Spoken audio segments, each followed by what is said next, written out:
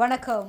புதுவை மற்றும் அதனை சுற்றியுள்ள பகுதிகளில் நடைபெற்ற பல்வேறு நிகழ்வுகளை பிரதிபலிக்கும் கமலா தொலைக்காட்சியின் செய்திகளுக்காக பிரபாவதி. விரிவான செய்திகளை காண்பதற்கு முன் தலைப்புச் செய்தியை பார்க்கலாம்.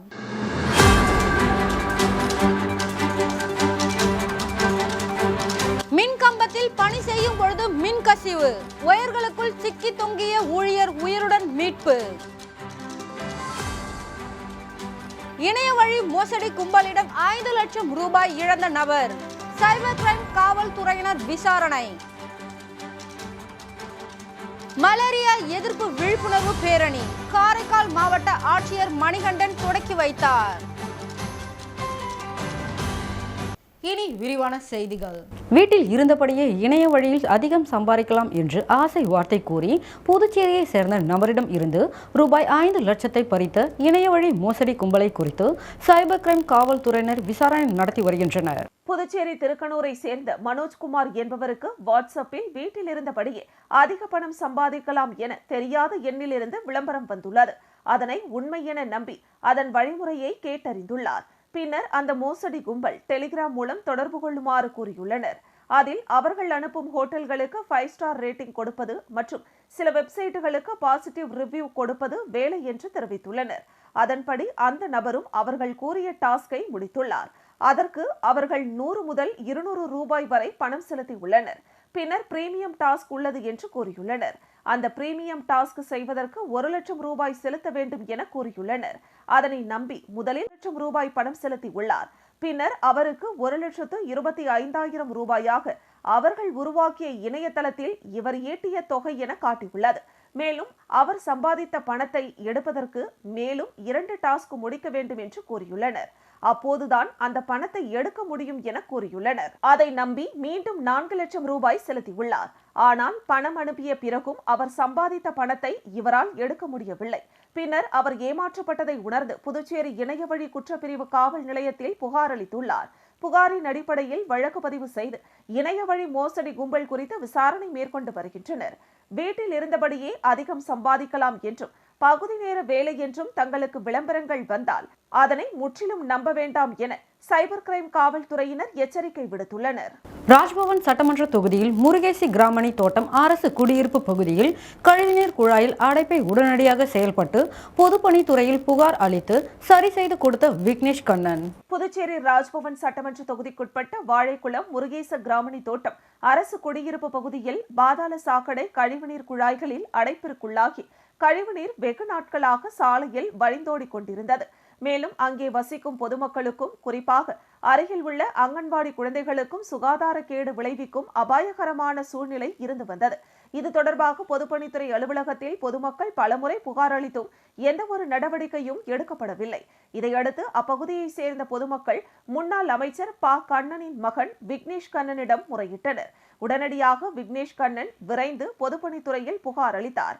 அதைத் தொடர்ந்து கழிவுநீர் அப்புறப்படுத்தும் வாகனம் வரவழைக்கப்பட்டு அடைப்பு சரி செய்யப்பட்டது. இந்த பணி முடியும் வரை விக்னேஷ் கண்ணன் மற்றும் அவரது ஆதரவாளர்கள் உடனிருந்தனர். இறுதியாக பொதுமக்கள் விக்னேஷ் கண்ணனுக்கு நன்றி தெரிவித்தனர்.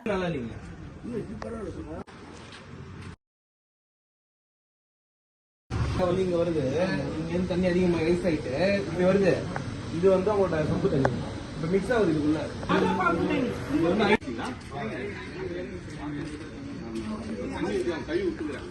புதுச்சேரியில் மூலிகை தோட்டமாக மாறிய அரசு பள்ளி, மருத்துவர்களாக மாறிய மாழைகள்.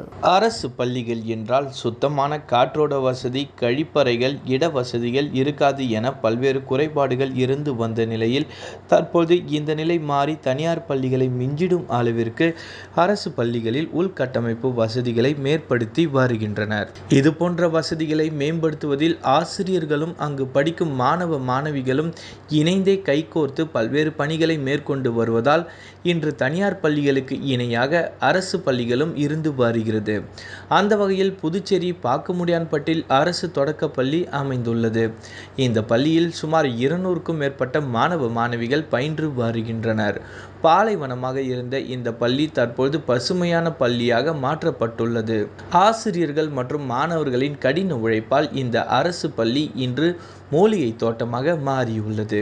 இந்த பள்ளியில் ஆடாதொடை, செம்பருத்தி, கற்பூரவள்ளி, தைலம், தூதுவளை, பிரண்டை, நெச்சி, நூனா உள்ளிட்ட பல்வேறு மூலிகை செடிகள் இந்த பள்ளியில் வளர்க்கப்பட்டு வருகிறது. ஒவ்வொரு மாணவர்களும் மூலிகை செடிகளை வெளியில் இருந்து வாங்கி வந்து தினந்தோறும் அதற்கு நீர் ஊற்றி தனியாக பராமரித்து வருகின்றனர். பாலைவனமாக இருந்த இந்த பள்ளி தற்போது மூலிகை தோட்டமாக மாறியுள்ளது. சுமார் 50க்கும் மேற்பட்ட மூலிகை செடிகள் இந்த பள்ளியில் வளாகத்தில் இடம்பெற்றுள்ளது. இது குறித்து பள்ளியின் ஆசிரியர் கூறுகையில், வறண்ட பாலைவனமாக கிடந்த இந்த பள்ளி தற்போது ஆசிரியர்கள் மற்றும் மாணவர்களின் பெரும் முயற்சியால் மூலிகை தோட்டமாக மாறியுள்ளது. இந்த பள்ளியில் சுமார் 50க்கும் மேற்பட்ட மூலிகை செடிகள் உள்ளது. நாள் ஒன்றுக்கு ஒரு மூலிகை செடிகளை பற்றி மாணவர்கள் தெரிந்து கொள்ளும் வகையில் அவர்களுக்கு கற்றுக் கொடுக்கப்படுகிறது. இந்த செடிகளை மாணவர்கள் தனது சொந்த செலவில் வாங்கி வந்து பராமரிக்கின்றனர் என்று குறிப்பிட்டார். அதே பள்ளியில் படிக்கும் மழலைகள் கூறும்போது, ஒவ்வொரு செடிகளின் மருத்துவத்தை பற்றியும் அதனால் ஏற்படக்கூடிய நன்மைகள் பற்றியும் மூலிகை மருத்துவர் போன்று அழகாக நம்மிடம் விளக்கினார்கள். எனவே பல்வேறு அரசு பள்ளிகள் மத்தியில் பாக்குமுடியான்பட்டு அரசு தொடக்கப்பள்ளி மூலிகை செடி வளர்ப்பதில் ஒரு முன் மாதிரியாக திகழ்கிறது.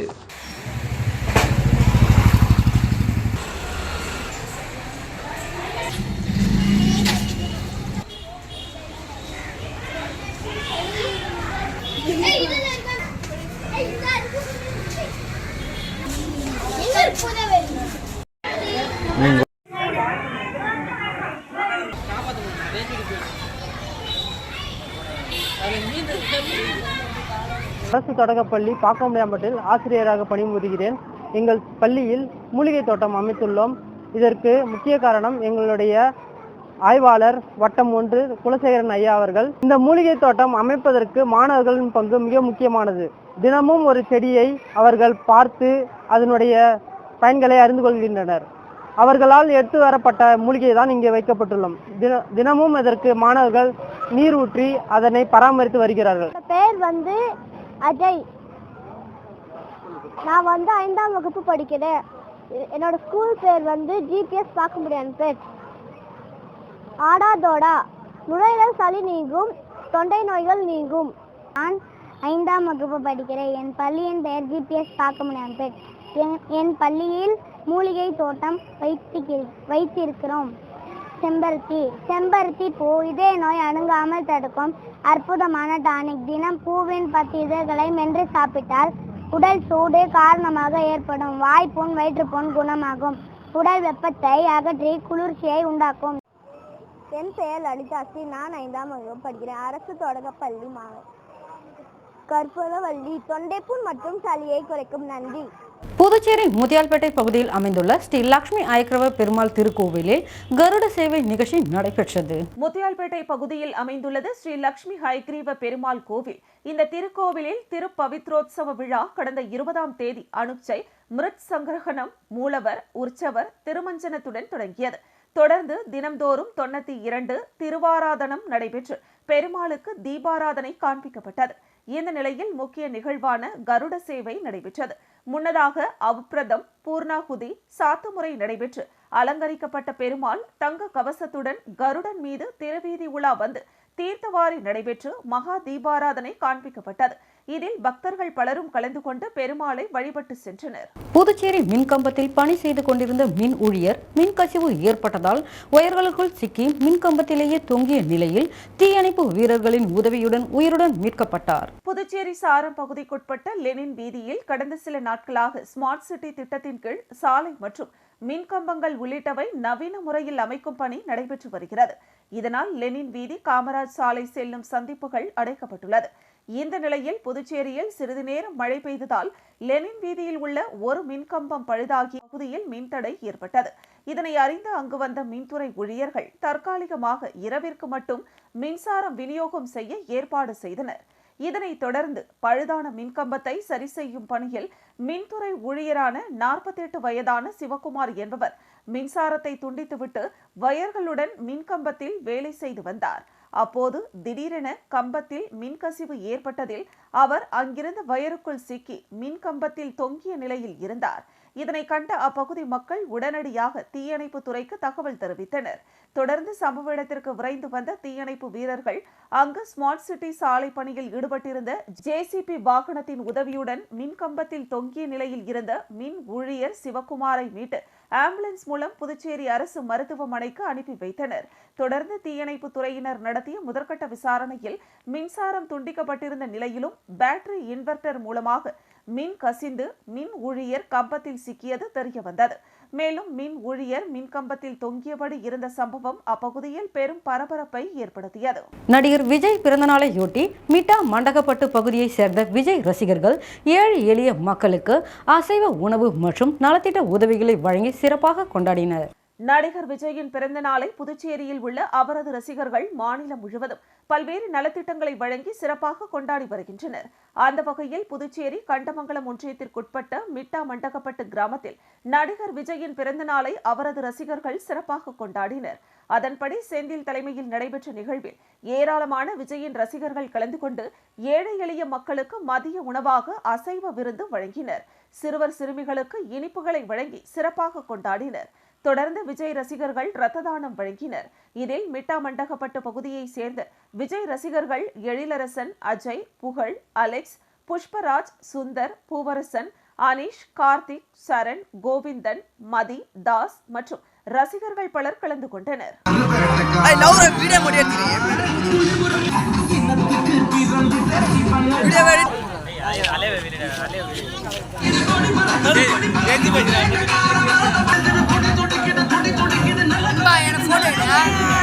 பராமரிப்பு பணியின் பொழுது மின்கசிவு காரணமாக விபத்துக்குள்ளான மின்துறை ஊழியர் சிவகுமாரை சட்டமன்ற எதிர்க்கட்சித் தலைவர் சிவா நேரில் சந்தித்து ஆறுதல் கூறினார். நெல்லித்தோப்பு தொகுதிக்குட்பட்ட சாரம் லெனின் வீதியில் மின்துறையினர் பராமரிப்பு பணியில் மேற்கொண்டிருந்த ஊழியர் சிவகுமார் எதிர்பாராத விதமாக மின் விபத்தில் சிக்கிக் கொண்டார்.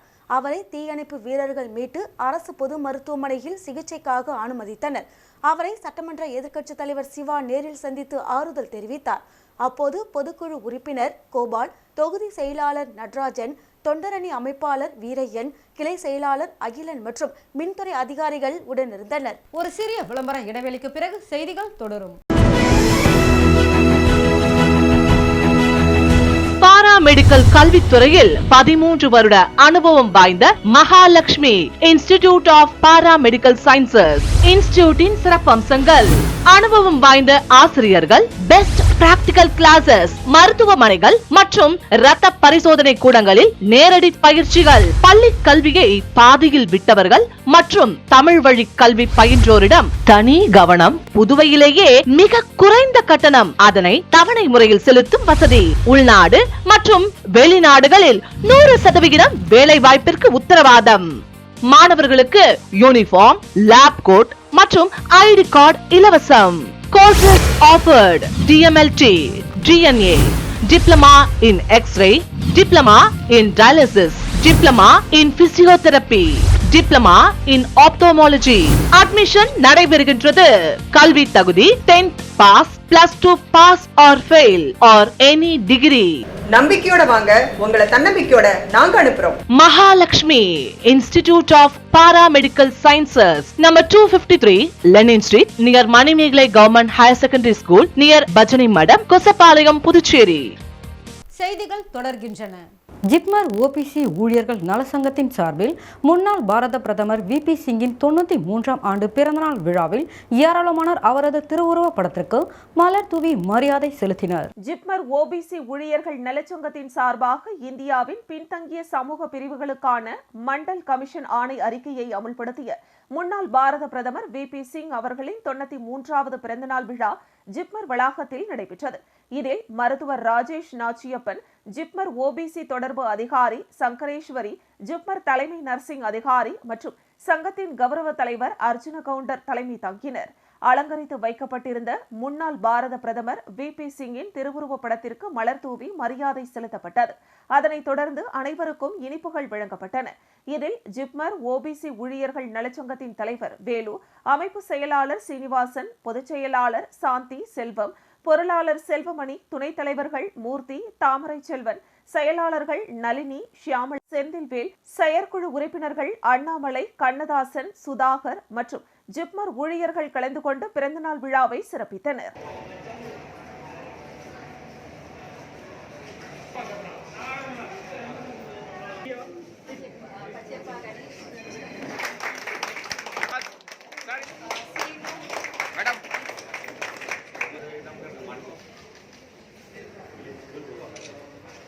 மணவெளி தொகுதி தவளக்குப்பம் பகுதியில் இயங்கி வரும் அரசு பள்ளிகளில் சீருடை புத்தகம் மற்றும் பரிசளிப்பு விழா நடைபெற்றது. புதுச்சேரி மணவெளி தொகுதிக்குட்பட்ட அரசு பள்ளிகளில் சீருடை மற்றும் புத்தகம் வழங்கப்பட்டு வருகிறது. அதன் ஒரு பகுதியாக தவளக்குப்பம் பகுதியில் உள்ள அரசு நடுநிலைப் பள்ளியான ஆண்டியார்பாளையம் நல்லவாடு பள்ளியில் பயிலுகின்ற மாணவ மாணவிகளுக்கு இலவசமாக வழங்கப்படும் சீருடை மற்றும் புத்தகங்களை சபாநாயகர் செல்வம் நேரில் சென்று வழங்கினார். இதில் அந்தந்த பள்ளிகளின் ஆசிரியர்கள் மற்றும் பெற்றோர்கள் கலந்து கொண்டனர். அதனைத் தொடர்ந்து தானாம்பாளையம் பகுதியில் இயங்கி வரும் அரசு மேல்நிலைப் பள்ளியில் பயிலுகின்ற மாணவ மாணவிகளுக்கு சென்ற ஆண்டு 12ஆம் வகுப்பு மற்றும் 10ஆம் வகுப்பு பொதுத் தேர்வில் முதல் 3 இடங்களை பிடித்த மாணவ மாணவிகளுக்கு பாராட்டு சான்றிதழ் மற்றும் நினைவு பரிசு ஊக்கத்தொகையும் வழங்கினார். மேலும் 2023-2024 ஆண்டிற்கான மாநிலம் மற்றும் வட்டார அளவில் விளையாட்டுப் போட்டிகளில் வெற்றி பெற்ற மாணவ மாணவிகளுக்கு பரிசளிப்பு விழா மற்றும் சான்றிதழ்களையும் அப்பள்ளியில் பயிலுகின்ற மாணவ மாணவிகளுக்கு இலவச சீருடை மற்றும் புத்தகங்களையும் மொத்தம் 3 அரசு பள்ளிகளிலும் 574 பிள்ளைகளுக்கு இலவச சீருடை மற்றும் புத்தகங்களை சபாநாயகர் வழங்கினார். மாணவ மாணவிகள், பெற்றோர்கள் மற்றும் ஆசிரியர்களை வாழ்த்தி பேசினார். இந்த நிகழ்ச்சி தானாம்பாளையம் பள்ளி வளாகத்தில் நடைபெற்றது. இந்த நிகழ்ச்சியில் பள்ளியின் துணை முதல்வர், தலைமை ஆசிரியர், ஆசிரியர்கள் மற்றும் அப்பகுதியின் முக்கிய பிரமுகர்கள் கிருஷ்ணமூர்த்தி, ஞானசேகர், சக்திவேல், லட்சுமிகாந்தன், ராஜா, சிவா மற்றும் பெற்றோர்கள் கலந்து கொண்டனர்.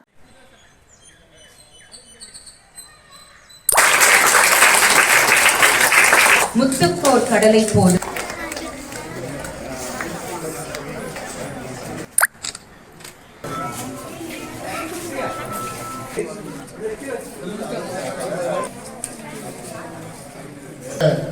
நம்முடைய ஆண்டியார்பாளையம் அரசு நடுநிலைப் பள்ளியானது மீண்டும் ஒரு சிறந்த பள்ளியாக உருவெடுப்பதற்கு இங்கே இருக்கின்ற பெற்றோர்களும் உறுதுணையாக இங்கே விழாவின் தொடக்கமாக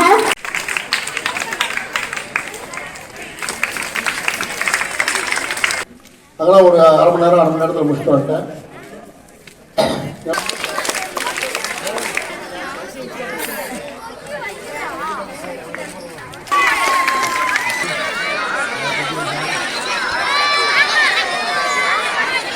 முதல் பரிசும் 800 மீட்டர் ஓட்டப்பட்ட காரைக்கால் மாவட்டத்தில் நலவழித்துறை சார்பில் மலேரியா எதிர்ப்பு விழிப்புணர்வு பேரணியில் 100க்கும் மேற்பட்ட செவிலியர் கல்லூரி மாணவர்கள் ஈடுபட்டனர். புதுச்சேரி மாநிலம் காரைக்கால் மாவட்டத்தில் நலவழித்துறை சார்பில் மலேரியா எதிர்ப்பு மாதத்தை முன்னிட்டு மலேரியா விழிப்புணர்வு பேரணி நடைபெற்றது.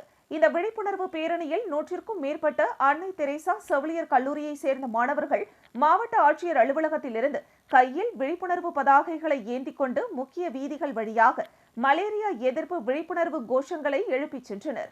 முன்னதாக விழிப்புணர்வு பேரணியை காரைக்கால் மாவட்ட ஆட்சியர் மணிகண்டன் மலேரியாவிற்கு எதிராக விழிப்புணர்வு ஏற்படுத்தி பேரணியை கொடியசைத்து தொடங்கி வைத்தார். இந்த நிகழ்வில் ஏராளமான மாணவர்கள், நலவழித்துறை அதிகாரிகள் கலந்து கொண்டனர்.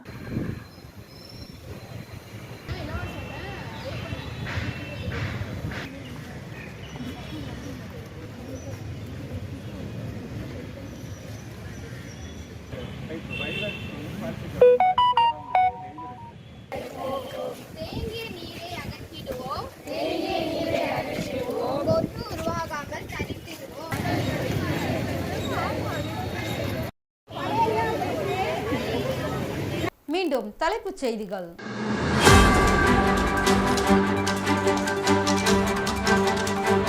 மின் கம்பத்தில் பணி செய்யும் பொழுது மின் கசிவு, ஒயர்களுக்குள் சிக்கி தொங்கிய ஊழியர் உயிருடன் மீட்பு. இணைய வழி மோசடி கும்பலிடம் 5 லட்சம் ரூபாய் இழந்த நபர், சைபர் கிரைம் காவல்துறையினர் விசாரணை. மலேரியா எதிர்ப்பு விழிப்புணர்வு பேரணி காரைக்கால் மாவட்ட ஆட்சியர் மணிகண்டன் தொடக்கி வைத்தார். இத்துடன் செய்திகள் நிறைவடைகிறது. செய்திகளை உடனுக்குடன் தெரிந்து கொள்ள கமலா தொலைக்காட்சி சமூக வலைதளத்தை பின்பற்றவும். நன்றி, வணக்கம்.